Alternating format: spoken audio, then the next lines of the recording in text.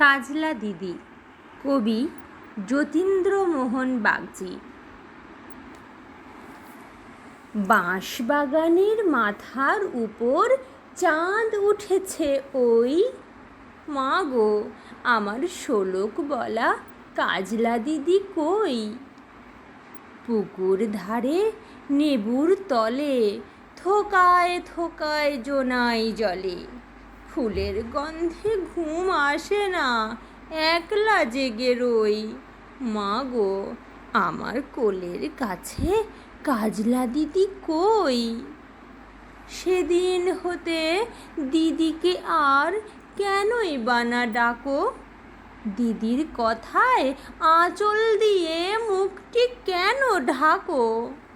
খাবার খেতে আসি যখন দিদি বলে ডাকি, তখন ও ঘর থেকে কেন মা আর দিদি আসে না গো? আমি ডাকি তুমি কেন চুপটি করে থাকো? বল মা দিদি কোথায় গেছে, আসবে আবার কবে? কাল যে আমার নতুন ঘরে পুতুল বিয়ে হবে, দিদির মতন ফাঁকি দিয়ে আমিও যদি লুকোই গিয়ে, তুমি তখন একলা ঘরে কেমন করে রবে? আমিও নাই দিদিও নাই, কেমন মজা হবে? ভুঁই চাপাতে ভরে গেছে শিউলি গাছের তল, মারাস নে মা পুকুর থেকে আনবি যখন জল। ডালিম গাছের ডালের ফাঁকে বুলবুলিটি লুকিয়ে থাকে, দিস না তারে উড়িয়ে মা গো ছিঁড়তে গিয়ে ফল।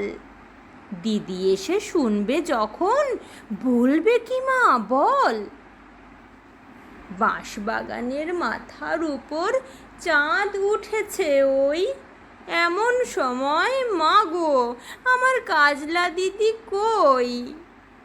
বেড়ার ধারে পুকুর পাড়ে ঝিঝি ডাকে ঝোপে ঝাড়ে, নেবুর গন্ধে ঘুম আসে না, তাই তো জেগে রই। রাত হলো যে, মা গো আমার কাজলা দিদি কই?